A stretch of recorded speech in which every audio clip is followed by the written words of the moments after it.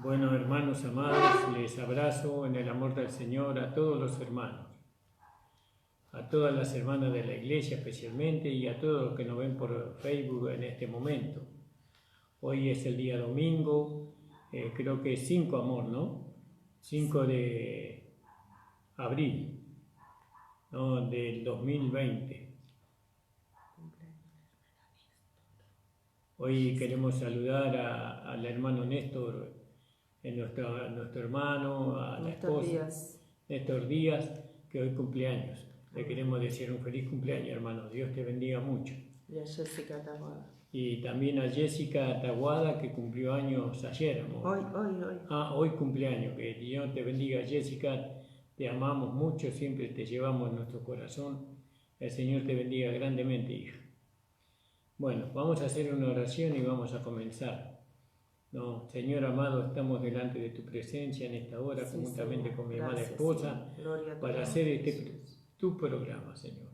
Señor, que tú nos llenes con tu Espíritu Santo, que tú uses, Señor, esta herramienta que tú has preparado para este momento, Señor, que lo uses para tu gloria, para tu honra y para tu alabanza.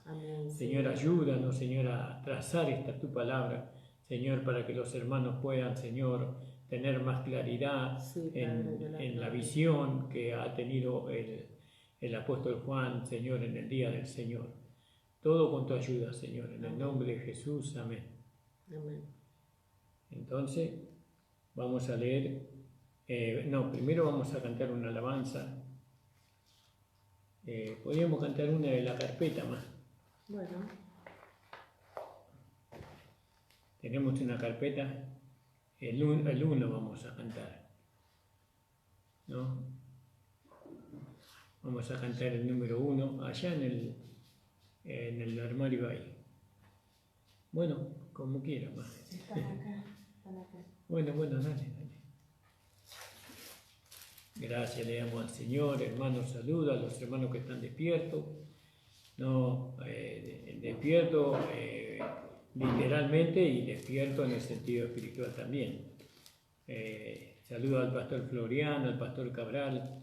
Estoy escuchando a los hermanos. Hermosas las palabras que Dios le da a ellos para hablar. Que el Señor les siga bendiciendo a cada uno.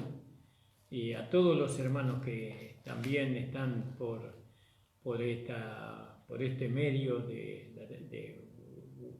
Facebook, ¿no? Que el Señor bendiga grandemente a todos y a cada uno de ellos.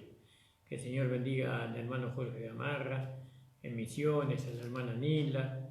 Que el Señor les bendiga grandemente, para que los ayude en todo. Bueno, vamos a cantar, amor. El número 1.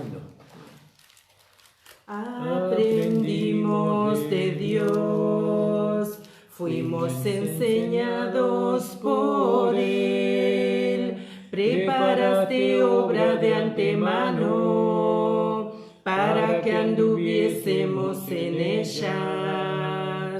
Aprendimos de Dios, fuimos enseñados por Él, preparaste obra de antemano para que anduviésemos en ellas.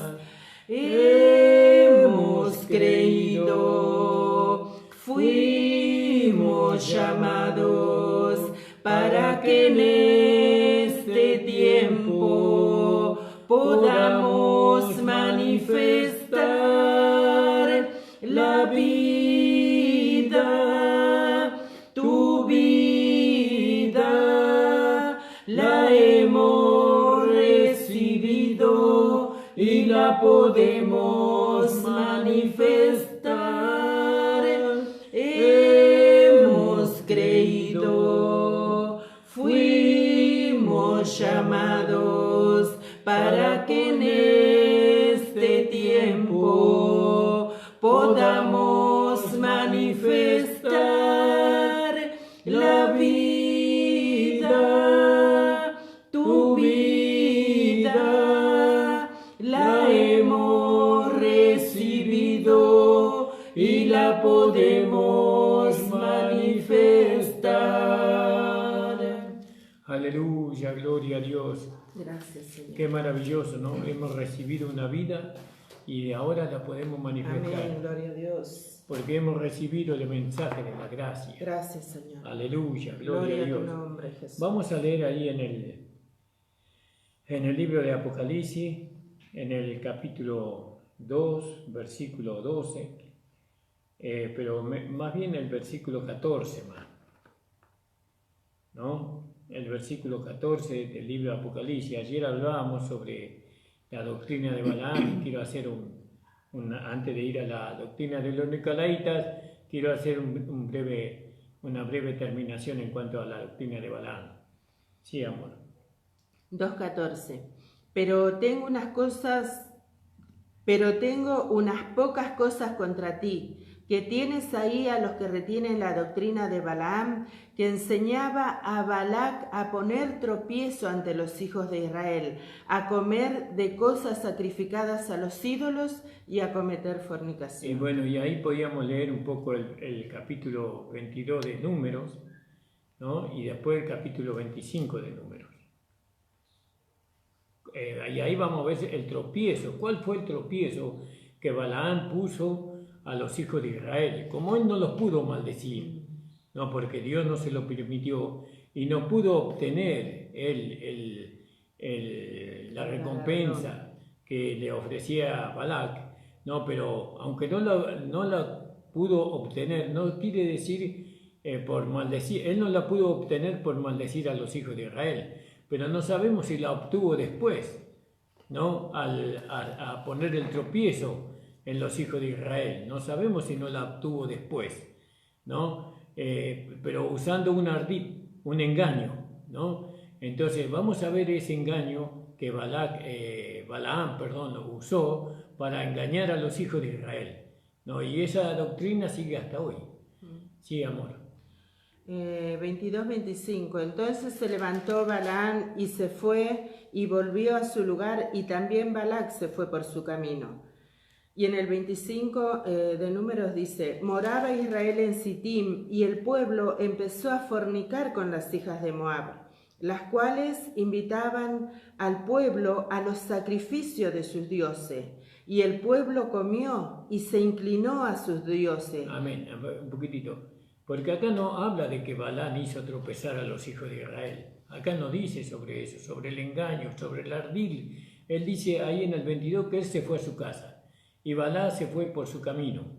Pero no dice que Balaam puso tropiezo, ¿no? Pero ahí en el libro de Apocalipsis, ahí sí lo dice. Gracias a lo que dice Juan en el libro de Apocalipsis, nosotros podemos saber, ¿no?, que Balaam hizo tropezar a los hijos de Israel. Léelo ese versículo más. ¿En el 14? Sí. Pero tengo unas pocas cosas contra ti, que tienes ahí a los que retienen la doctrina de Balaam, que enseñaba a Balac a poner tropiezo ante los hijos de Israel, a comer de cosas sacrificadas a los ídolos y a cometer fornicación. Yo ahí, si no hubiera sido por el apóstol Juan, nosotros no tendríamos registrado eso. Por eso decimos, no sabemos si Balaam no recibió o recibió lo que le había prometido Balac, porque al final los hijos de Israel fueron vencidos.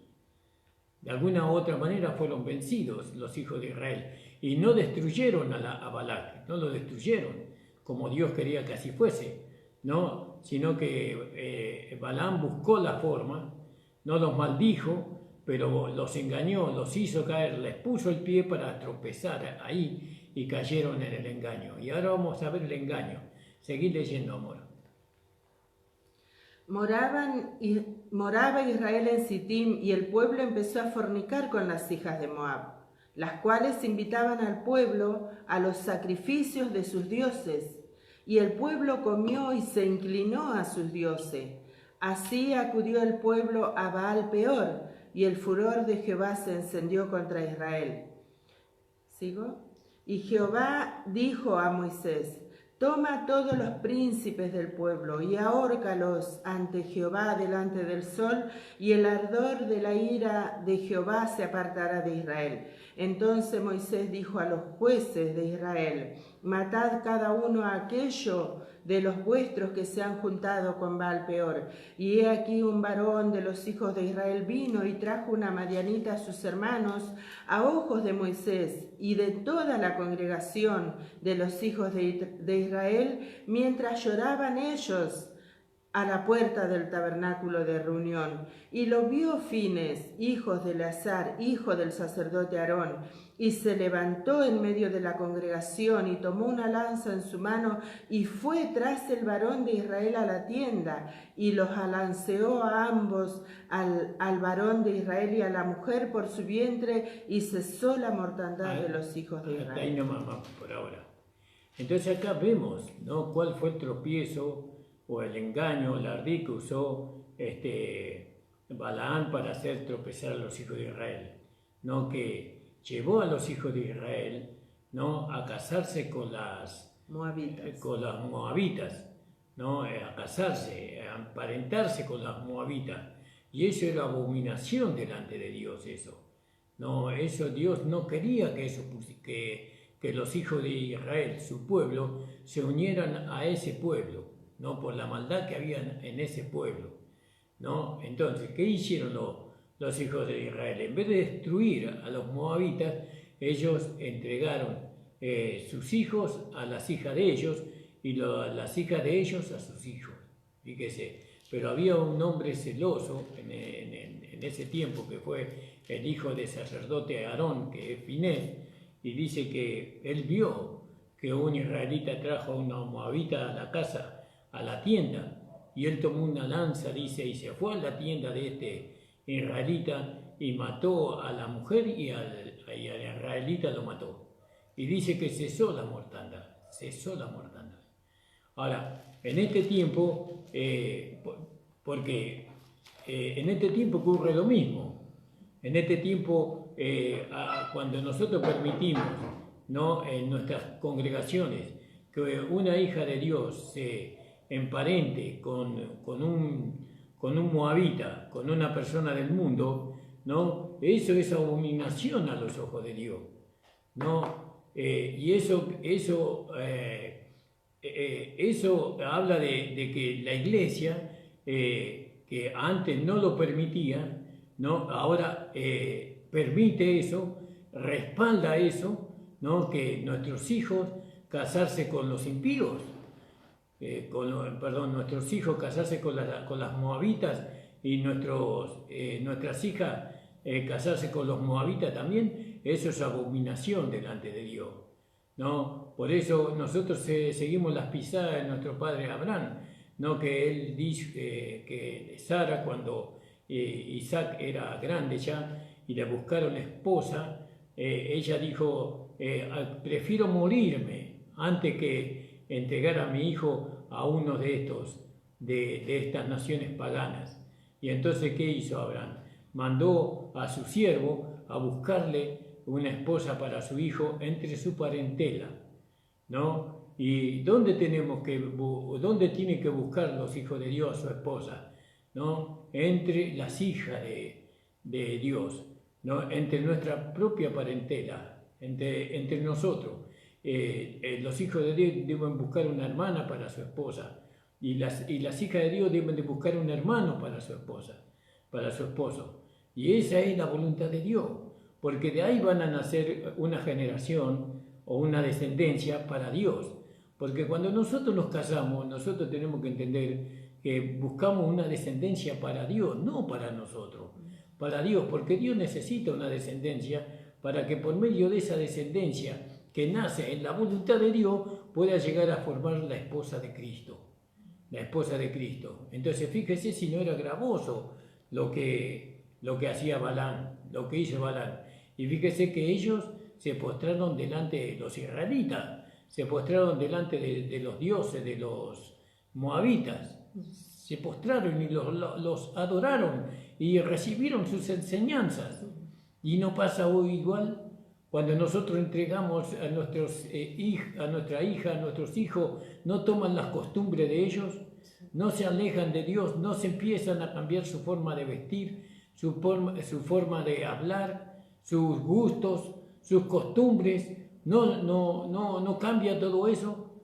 Y entonces, ¿dónde queda la iglesia? La iglesia desaparece, ¿no? ¿Dónde está el pueblo de Dios que tiene que ser luminares en este mundo? ¿Dónde está o luz de este mundo? ¿Dónde está? No está. ¿Por qué? Porque nosotros entregamos. Hay una generación que fue entregada a los impíos, entregaron a los moabitas, por así decir, a las personas del mundo. Nosotros hemos casado en nuestras congregaciones a nuestros hijos que estaban, o nuestras hijas que estaban aliados con personas que no eran cristianos, ¿no? Que se vestían de cristianos, pero después sabemos que no. Entonces, fíjese la gravedad, hermano. Esto ocurrió en la iglesia de Pérgamo. Continuo casamiento, ¿no? Continuo casamiento. Pero también Pérgamo significa príncipe de gozo, ¿no? Que eso habla de que también nosotros encontramos gozo cuando vemos que un hijo de Dios se casa con una hija de Dios. Y ahí empieza una descendencia para Dios, ¿no? Eso queríamos hacer entender sobre cuál era la doctrina de Balaam, que puso tropiezo, como dice el versículo 14, ¿no? Tropiezo ante los hijos de Israel a comer cosas sacrificadas a los ídolos y a cometer fornicación.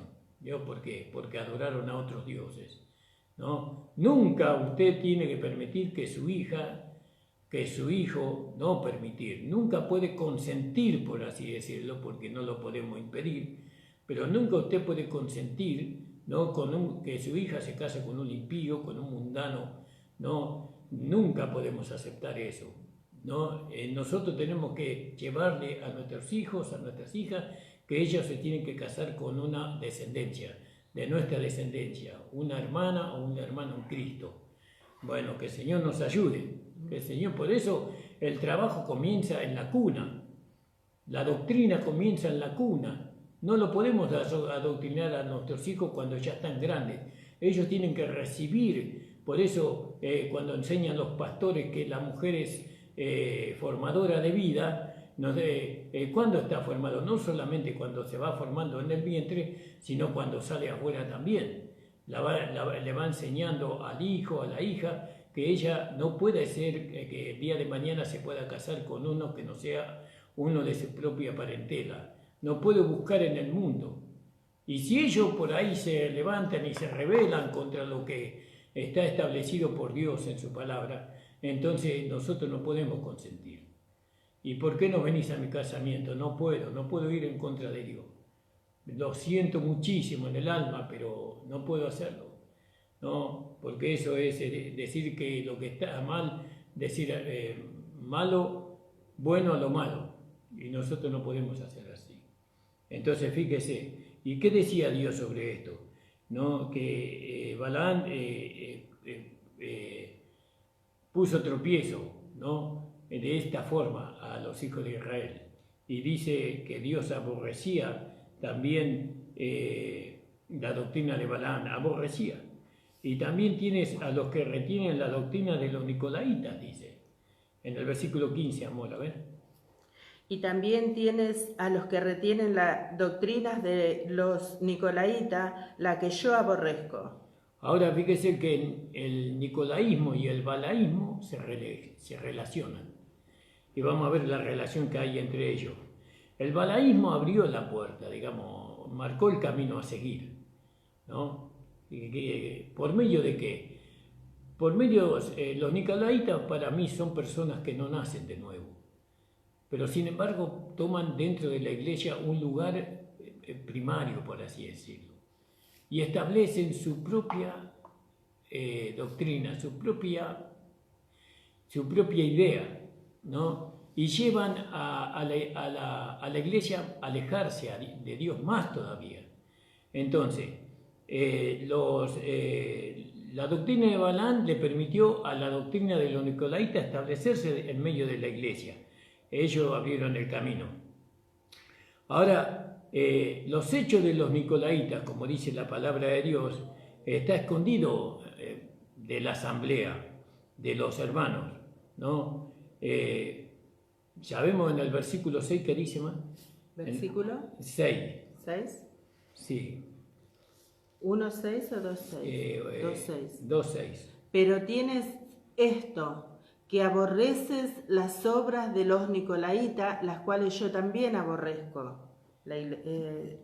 Cuando le habló a Éfeso. Fíjese, en el 6, sí. 2:6. Dice, pero tienes esto que aborreces las obras de los nicolaítas, las cuales yo también aborrezco, dice, ¿no?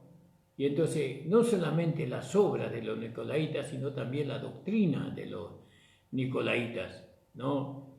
Y eso, acá estamos viendo la iglesia de Pérgamo, ¿no? Y esto no es solamente sus hechos y sus obras, sino también su doctrina. Y no solo escondiéndose, sino la asamblea está tolerando estas cosas. La asamblea está tolerando la enseñanza de la doctrina de Balaam. Ellos están observando eso y permiten eso. Nosotros permitimos en nuestras congregaciones que las hijas de Dios se casen con las hijas del mundo. Si ellas quieren casarse, si ellas quieren juntarse, nosotros no se lo podemos impedir. Pero no podemos bendecirla cuando vienen a la iglesia y buscan que nosotros le bendijamos esa alianza. No podemos bendecir esa alianza. Bueno, tenemos que ver que eso no podemos bendecirlo porque eso no está. Los hijos que nacieron de ese matrimonio son inmundos, dice Pablo. ¿Por qué? Porque no nacieron en la voluntad de Dios. No nacieron en la voluntad de Dios. Eso no quiere decir que el día de mañana no puedan ser salvos. No, esos hijos, porque hoy nos llevan los hijos la culpa de los padres. No pagan los hijos por los pecados de los padres. Hoy no es así, sino que cada uno llevará su propia carga, dice. Gloria al nombre del Señor. Ahora, ¿qué significa nicolaísmo? Ya lo hemos dicho. Nico viene de la palabra griega nikao, ¿no? Que significa conquistar, prevalecer, ¿no? Vencer. ¿Vio? Qué increíble que es esto, ¿no? Eso significa Nicolaos.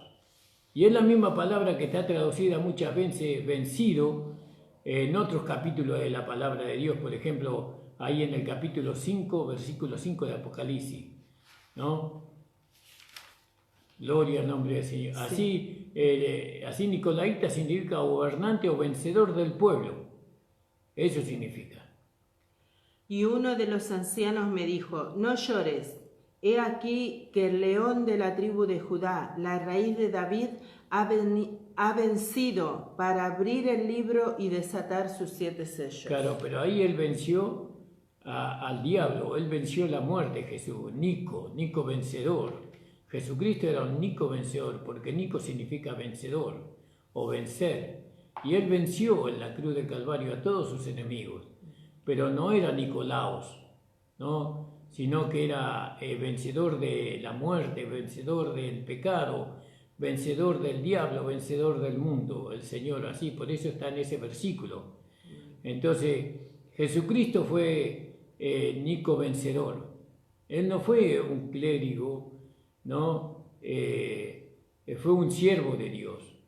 Él no fue alguien que estaba en una denominación, en una organización religiosa, sino que él fue un siervo de Dios.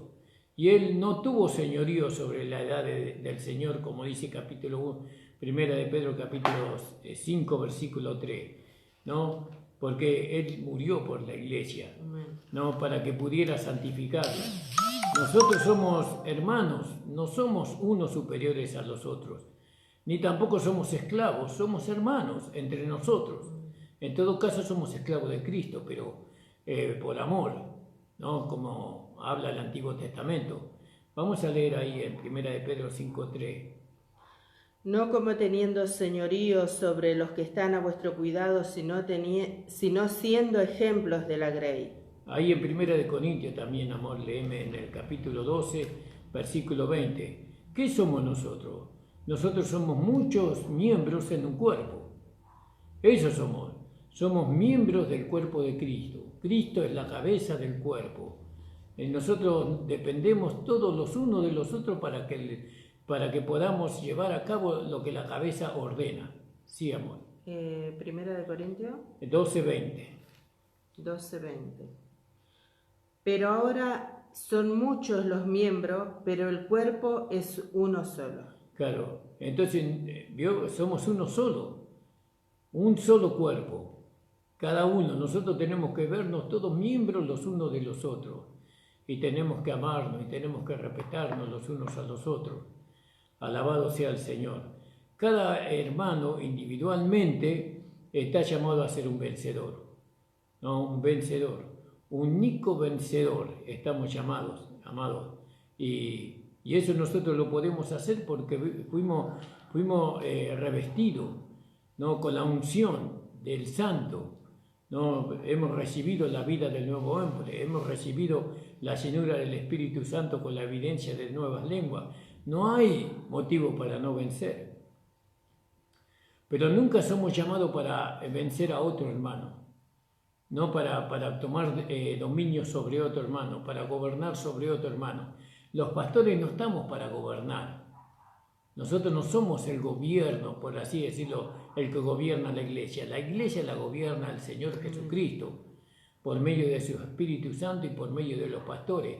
Pero el gobierno que nosotros manifestamos no es el nuestro, no es el del pastor Ramón Encina, sino que es el gobierno de Dios. Y yo también estoy bajo autoridad, y yo también estoy sujeto a la cabeza que es Cristo. No es que yo pueda hacer lo que yo quiero.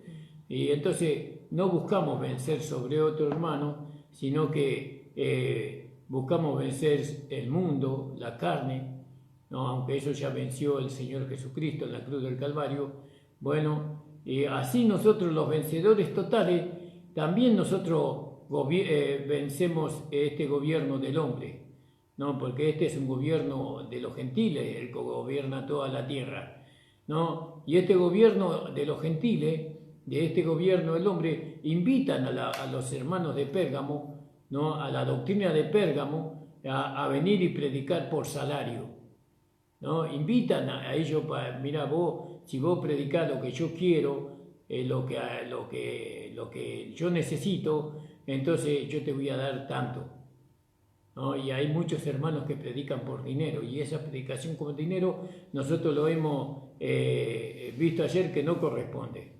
Entonces nosotros no vamos a predicar por salario, ¿no? Y el que es naturalmente, eso termina en sacrificio a los ídolos y cometer fornicación espiritual. Eso, predicar por dinero.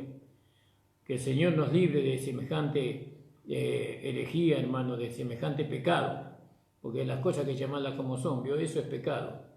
Entonces vemos que los pergaminitas estaban hinchados en sí mismos, eran orgullosos, ¿vio? Y pues, claro, al distanciarse de Dios, ¿no? Al haber sido engañados, confundidos por la doctrina de los hombres, entonces se dejaron llevar, ¿no? Ayer un hermano me preguntaba, hacía una pregunta por Facebook, y me preguntaba si él podía orar a Dios con un pantaloncito corto, ¿no? Y, por ejemplo, sin cubrirse. Y porque seguramente que la van a enseñado así. Pero yo le decía a este hermano que el leproso se presentó delante de Dios con tanta inmundicia y tanta suciedad, vestido con un ropaje no inmundo, pero el leproso no tenía otra oportunidad, otra posibilidad. Él no podía vestirse, ¿no? Como debiera, ¿no? Con la manera en que debiera de presentarse delante de Dios. El leproso representa al pecador, ¿no? Pero ¿qué hizo el apóstol Pedro? El apóstol Pedro, él vio a Jesús, que era Jesús, y dice que tomó su manto y se lo colocó.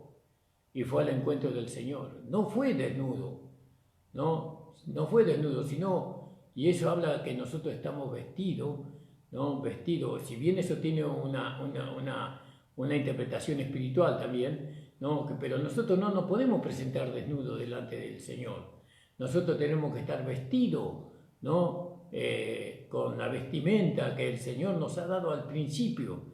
No podemos presentarnos desnudos. Entonces, nosotros vemos que a veces los hermanos no saben la manera en cómo deben hacer las cosas, ¿no? Preguntan, ¿no? Si se pueden casar con un mundano, o con una mundana, perdón, o con una moabita. Y la Biblia dice que no se puede, ¿no? Y hay tantas cosas que la Biblia prohíbe para nosotros, pero no nos obliga. Eso es elección de cada uno, de cada hermano. Hermano, yo oré mucho tiempo para casarme con mi esposa. Mucho tiempo. Entré muy jovencito al camino del Señor y me casé a los 38 años. Tuve que esperar mucho tiempo para casarme con mi esposa.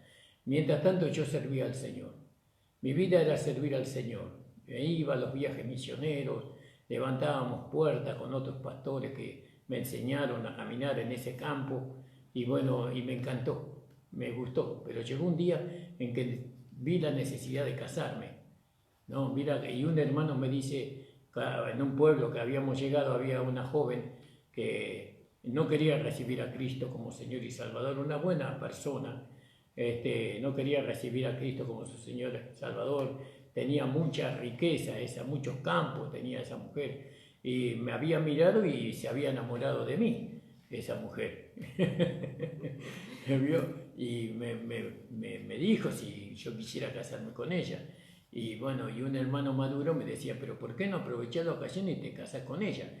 Y yo le digo, no puedo casarme con una persona que no reciba a Jesucristo como Señor y Salvador. No me puedo casar. Ella tomaba whisky y bueno, y fumaba. Y yo era joven en aquel tiempo. Bueno, preferí, no, yo voy a esperar en el Señor.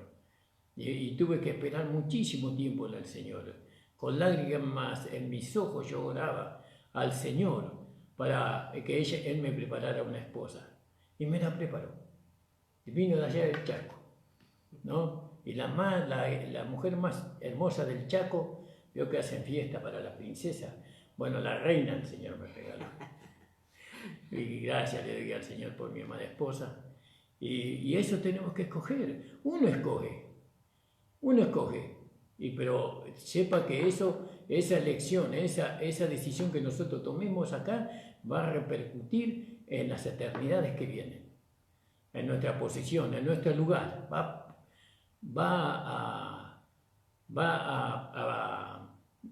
Vamos a ser resentidos en cuanto a nuestra recompensa. Alabado sea el Señor. Entonces, nosotros vemos, ¿no? Esto, ¿no? Que ellos estaban hinchados, ellos estaban orgullosos, en su corazón se había apoderado el orgullo, ¿no? Y entonces viene la amonestación del Señor a ellos, ¿no? ¿Y cuál fue la amonestación, amor?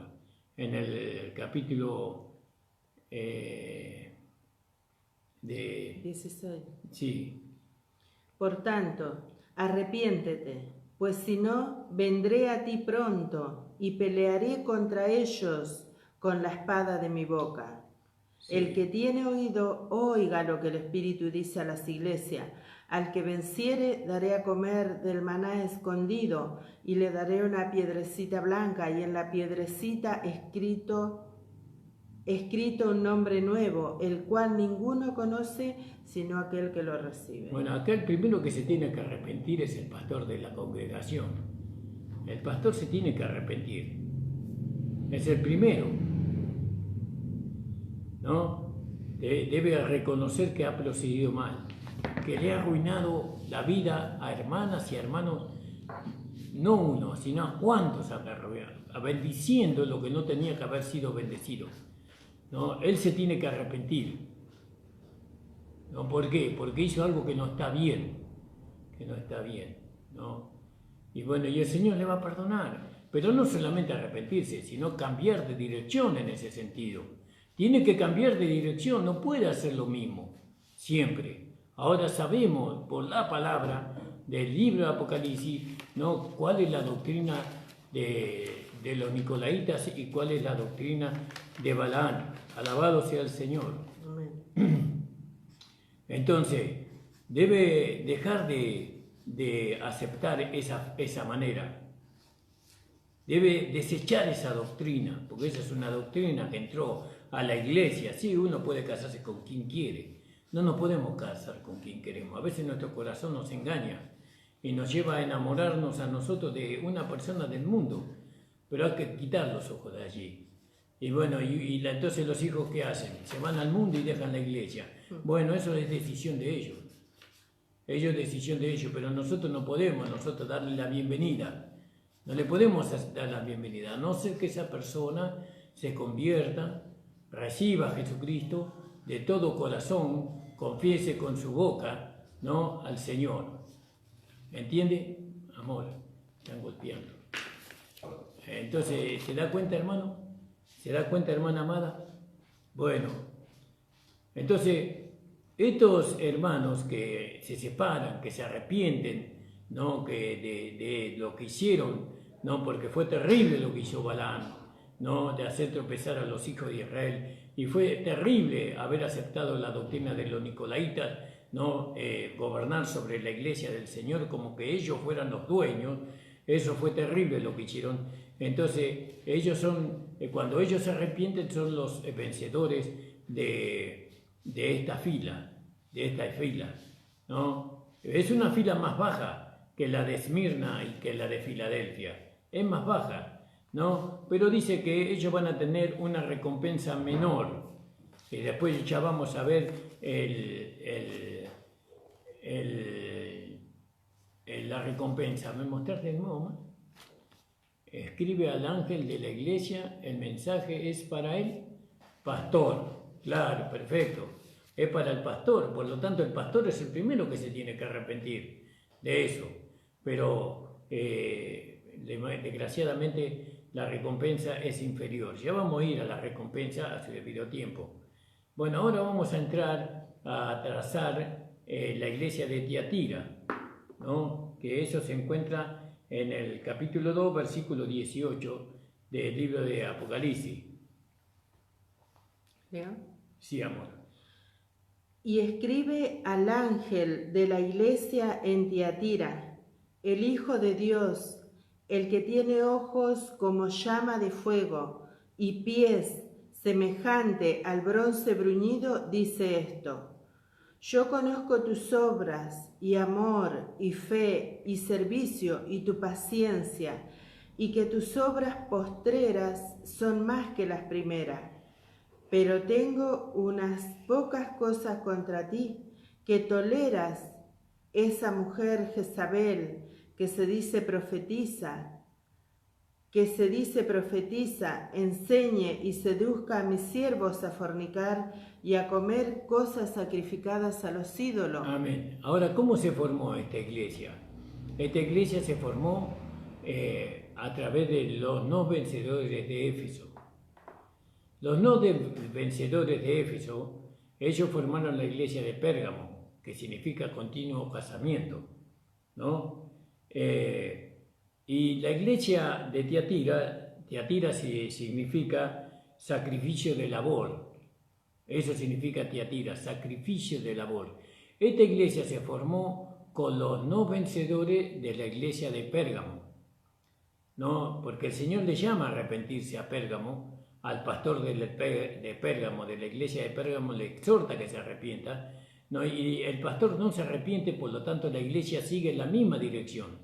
Pero hubo un grupo de esa iglesia de Pérgamo que salieron de Pérgamo. Entonces ese grupo formó la iglesia de Sardis, ¿no?, que después vamos a ver lo que significa. Y los que no estaban de acuerdo con la doctrina de los nicolaitas y con la doctrina de Balaam, ellos formaron la iglesia de Sardis.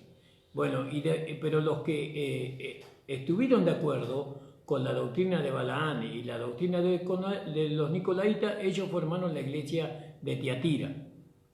Así se formó la iglesia de Tiatira. Y la condición de Tiatira fue mucho peor que la condición de la iglesia de Pérgamo, fue mucho peor. Entonces, nosotros vemos aquí también que vencedores, ¿no? Pero sus recompensas son naturalmente el menor que aquellos de los pergaminitas. Tiatira, como hemos dicho, significa sacrificio de labor, eso significa.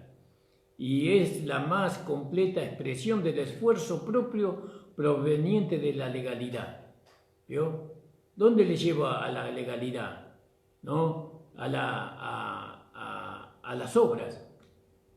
La legalidad lleva a las obras, a ser salvo por las obras, ¿no? A no vivir por fe, a verse uno siempre como un pecador, porque uno se da cuenta que por las obras nunca puede agradar a Dios, nunca puede alcanzar una vida espiritual, nunca puede alcanzar y desarrollar al hombre espiritual, ¿no? Por eso sacrificio de labor, porque ella misma quiere salvarse a sí misma. Bueno, sabemos que la iglesia de Tiatira, ella es la más completa expresión del esfuerzo propio, y eso proviene de la legalidad, ¿no? Proviene de la legalidad. Por eso habla de la gran ramera y sus hijas, ¿no? Las hijas imitan a la madre. Entonces, los elogios parecen muy halagüeños, por así decirlo, mas el reproche que hay en contraste, muestra que el amor y el misterio de Tiatira no son sanos. No son sanos eso.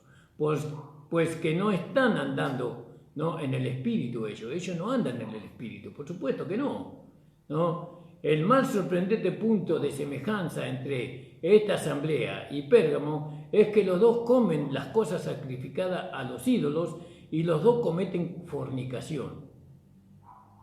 Los dos, este es el parecido que hay entre estas dos iglesias. Ahora, los puntos de contraste son muchos y muestran su tristeza, estado y degeneración.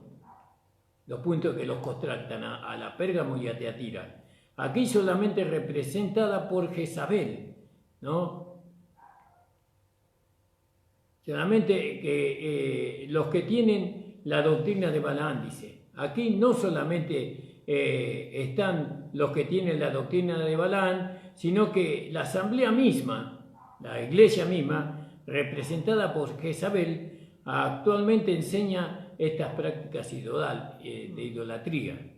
Veo que la iglesia de Tiatira enseña la idolatría, ¿no? Adorar imágenes de madera, de imágenes de bronce, imagen de hierro, imagen de yeso. Tienen ojos más no ven, tienen ojos más no ven, tienen oídos más no oyen, tienen manos más no palpan y así, pero ellos las adoran igual. Y esta es la enseñanza de esta iglesia de Tiatira.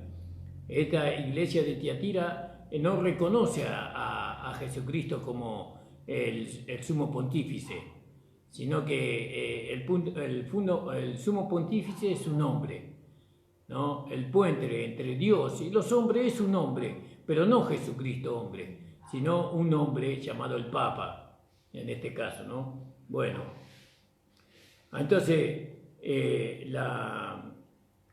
aquí no solamente están los que tienen la doctrina de Balaam, sino que la asamblea misma, representada por Jezabel, actualmente enseña la idolatría. El nicolaísmo llega a entretejerse de tal modo, ¿no?, con la vida de esta asamblea. Es decir, que la asamblea es la que esta iglesia gobierna a todas las hijas de ella, todas son gobernadas por la cabeza que es el Papa, ¿no? El Papa católico apostólico romano. No, ella gobierna por todo, y no solamente ella quiere gobernar las hijas, sino el mundo entero. Fíjese qué terrible. Ahora, dice, el nicolaísmo ha llegado a entretejerse de tal modo con la vida de esta asamblea que ni siquiera sus hechos ni doctrinas son menospreciadas o mencionados aquí. Esto 3 veces triste cuando Dios no reprende ya más a su pueblo por sus errores. Ahora, miremos quién es Jezabel, ¿no? ¿Quién fue Jezabel? Y eso tenemos que ir al Antiguo Testamento. Jezabel fue la hija de Ebal. ¿Y quién era Ebal? Era rey de los sidonios. Achad, que era rey de Israel, se casó con ella y fue su siervo, ¿no? Y fue y sirvió a Baal y lo adoró. En Primera de Reyes, más en el capítulo,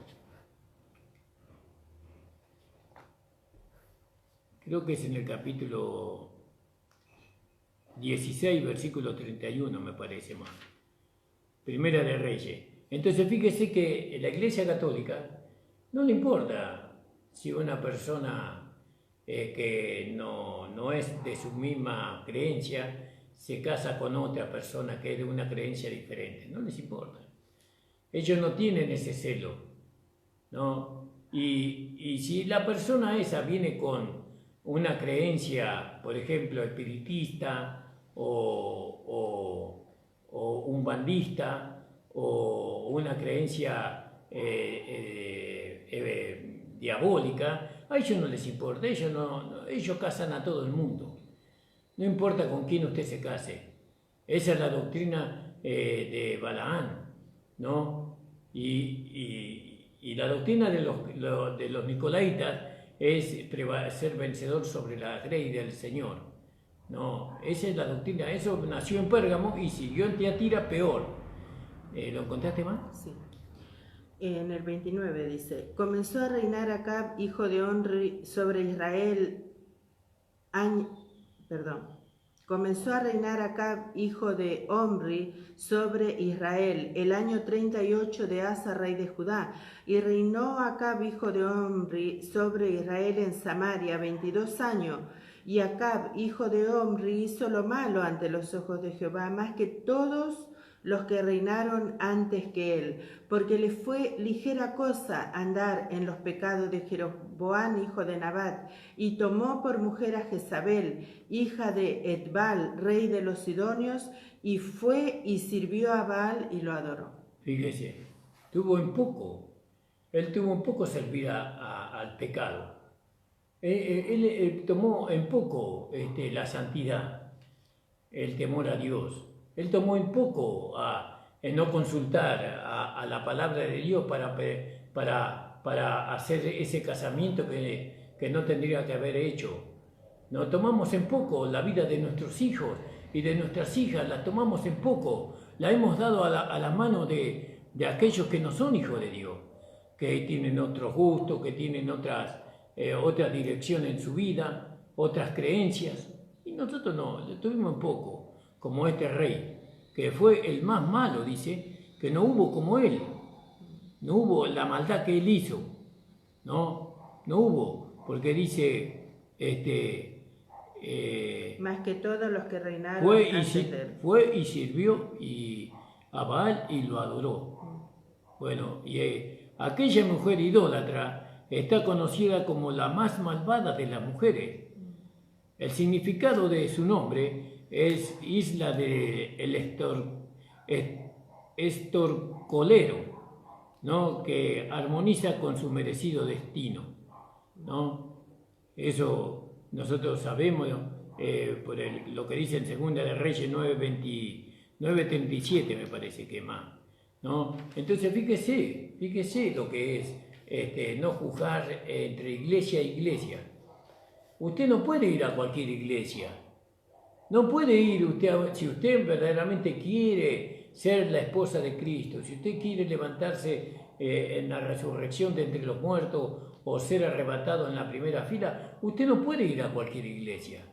Nosotros tenemos que darle el valor a la iglesia donde nosotros nos estamos yendo, a una iglesia donde nos están enseñando la palabra verdadera, donde nos están adoctrinando conforme al pensamiento, al sentimiento, ¿no? Y al deseo de Dios.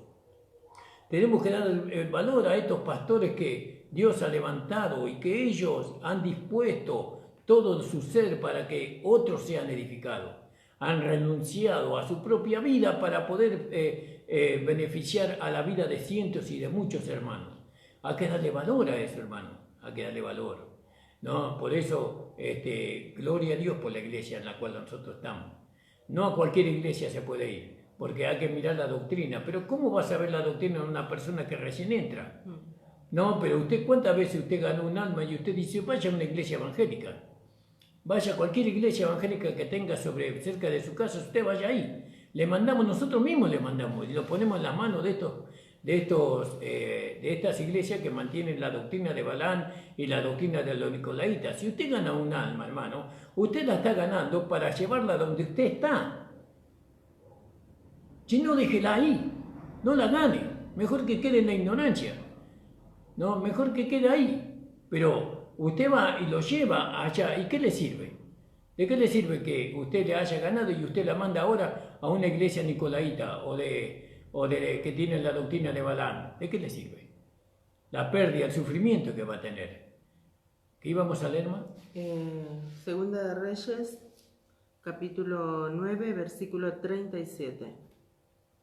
Y el cuerpo de Jezabel será como estiércol sobre la faz de la tierra, en la heredad de Jezreel, de manera que nadie pueda decir, esta es Jezabel. Claro, y entonces Jezabel significa la isla del estiércol, de la inmundicia, eso significa, y eso es lo que era esta mujer, ¿no? El cuerpo de Jezabel fue cual el estiércol sobre la tierra, fíjese, eso en Segunda de Reyes 9:37, sí. Ya lo leíste vos nomás. Sí. Ella mató a los profetas del Señor, ella los mató, y así es la iglesia religiosa que busca, mata, elimina, ¿no? Destroza a los que predican en contra de ella, a los que sacan a la luz, ¿no? Su falsa herejía, su falsa doctrina, ¿no? Bueno, acuérdese de aquel que, ¿cómo se llama? Aquel que fue muerto en la iglesia creo que fue en la iglesia de Pérgamo, ¿no? Sí. Que fue muerto, eso por causa de que él se opuso, porque su nombre significa contra todos, alabado sea el Señor. Antipas creo que fue, ¿no? Antipas, sí. Sí, Antipas fue muerto, ¿vio? En la madre de la Iglesia Católica Apostólica Romana, ahí fue muerto Antipas, que estaba en contra de todo. Alabado sea el Señor. Ya estamos terminando, hermanos amados. Mañana vamos a estar, lunes y viernes vamos a estar de 10 a 11 de la mañana, pero después, martes, miércoles y jueves, sábado y domingo, vamos a estar a las 8 de la mañana. A las 8 de la mañana vamos a estar, ¿no? En el horario de la mañana.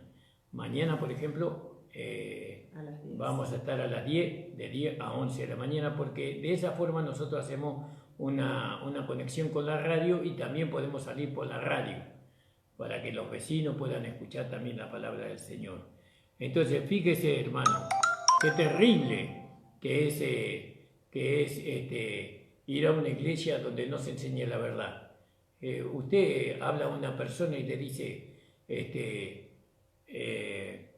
vaya a la iglesia más cerca que tiene de su casa. Nosotros tenemos al hermano Andrea, no me acuerdo el apellido de la hermana Andrea, a la hermana Andrea Soler, porque hay muchas Andreas, y al hermano Nicolaos, Nico Vencedor, disculpadme Nico Vencedor Blanco, y a la mamá de ellos, que vienen nosotros estamos en el kilómetro 21 más o menos, de la ruta 3, y ellos están en el kilómetro 41.700 y 43 la mamá, y ellos vienen acá a esta iglesia.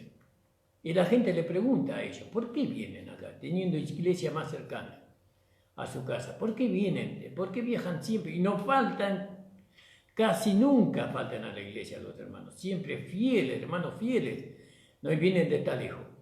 Y ellos le quisieran explicar el motivo, pero la gente no va a entender el motivo, ¿vio? Y eso, entonces vemos que el valor de darle a la palabra de Dios, a la verdad, ¿no? Al mensaje verdadero. No, ¿por qué vienen los hermanos de tan lejos? Vienen porque ellos saben que no pueden ir a cualquier iglesia. No hay una iglesia con este mensaje en cada barrio. No hay en cada ciudad. No lo hay todavía. Por eso nosotros tenemos que dejar de ser una iglesia local para llegar a ser una iglesia misionera.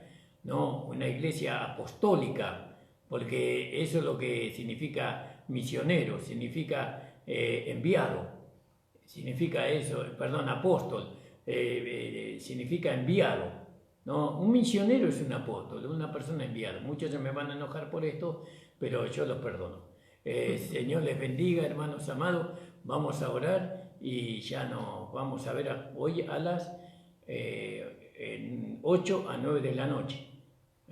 Señor amado, estamos delante de tu presencia, juntamente con mi amada esposa. Te agradecemos, Señor, por este programa que tú nos has permitido hacer. Y el contenido de este programa es tu palabra. El contenido es tu voluntad, Señor. Bendice a los hermanos. Oh, Señor, que ellos puedan, Señor, volverse a ti de todo su corazón. Señor, que ellos, Señor, se arrepientan, Señor. La iglesia, según lo que Juan vio, dice que no se arrepintió.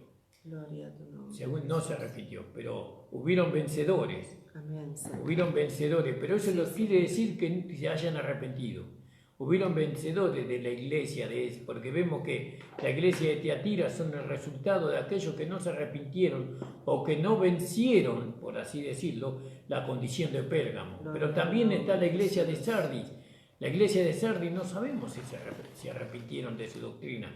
Capaz que se separaron de Pérgamo y construyeron la iglesia de Pérgamo, de Sardis, con la doctrina que tenía Pérgamo. Bueno, eso después lo vamos a ver. El Señor bendiga, Señor, o tú te pido, Padre, que bendigas a todos los hermanos y hermanas que nos han escuchado. En el nombre de Jesús, amén. Señor, le bendiga. Padre el Señor, hermano. Que tengan un hermoso día.